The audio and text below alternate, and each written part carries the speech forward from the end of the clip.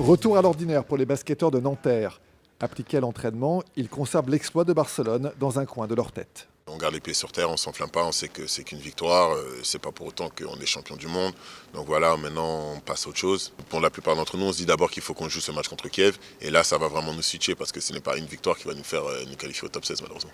Être parmi les 16 meilleurs clubs européens du moment, passer la première phase de poule, un rêve pour Nanterre, champion de France surprise la saison dernière et petit poussé de l'Euroleague avec son budget qui n'atteint pas les 5 millions d'euros. Au niveau de l'Euroleague, on a démontré qu'on avait une légitimité de se retrouver dans cette compétition. Ça, c'est peut-être aujourd'hui ce dont on est le plus fier.